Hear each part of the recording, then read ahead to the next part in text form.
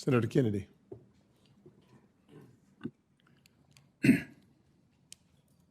Dr. Miran, do presidents, any president, generally appoint their enemies? Thank you, Senator, for the question. Don't thank me. It just takes up time. I believe that when they nominate them, Do they generally appoint their enemies? they don't believe they are when they're when they're making. Do presidents, any president, generally appoint people that they agree with on social and economic policy? I believe that presidents appoint people whose That's a policies, yes, isn't it? Yes, Because we live in the real world, don't we? yes. Are you personally responsible for everything President Trump says? No, my role as the chairman of the Before President Trump says something as President of the United States, does he call you up and say, Stephen, I'm about to say this and I want your approval? Does he do that? never. And after the president says something, does he call you up and say, Stephen, was that okay? Are you okay with this? Nope. I have an advisory role. Okay. Now, sometimes intelligent adults, reasonable people disagree. Is that true? Very often. Is it part of your job description when you disagree with something the president says to call a press conference and say, he's wrong about this and let me explain to you why? Is that part of your job description? Not as CH. Is that part of the job description of any aide that you know of to President Biden? No. How about for President Obama? No. How about for President Clinton? No. We don't live in La La Land, do we? Do we?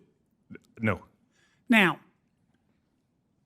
monetary policy is important, and the Fed is in charge of it. But monetary policy is not the only thing that's important. Fiscal policy is important, isn't it? Fiscal policy is extremely important. And I don't care how low the Federal Reserve lowers interest rates. If the United States Congress is profligate in its spending, if it spends money like it's pond water, if it runs up $37 trillion in debt, and deficit spends to the tune of 7% every year, that also has an impact on employment and economic growth and inflation, does it not? Absolutely, and I think people often make a mistake by looking solely at monetary policy when fiscal policy is a huge driver. And in fact, the Federal Reserve can lower short-term rates through the Open Market Committee all you want. But that doesn't necessarily mean that long rates, 10 years and above, are going to go down, does it? Not necessarily. Right, because if the bond market counts too, doesn't it? Of course. If you can lower rates as low as you want to, but if the bond market thinks that inflation is on the horizon, those rates are going to keep going up or at least stay steady. Isn't that accurate? Yes, the Federal Reserve does not control the long end of the yield curve. Okay, so what Congress does matters, doesn't it? Hugely. My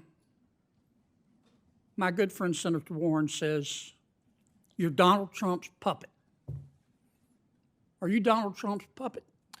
Not at all. I'm very independently minded, as shown by my willingness to stray from consensus and have out-of-consensus views, and I believe that, I will continue to be as independent, in my thinking process, if confirmed. We're going to hold you to that, Governor, future Governor. You need to call them like you see them.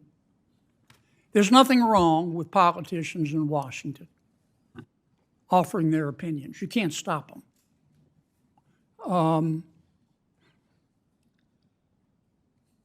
But we need a monetary plan that was put together by something other than vodka and darts. And that's what we had the Federal Reserve for.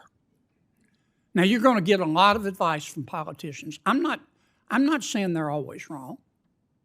Even a blind chicken finds a mealworm now and then. But you've got to call them like you see them. And ignore, nothing wrong with people giving their advice, but ignore all the rhetoric from all politicians. Will you give me that commitment? I do commit to that. Thank you. Thank you, Mr. Chairman.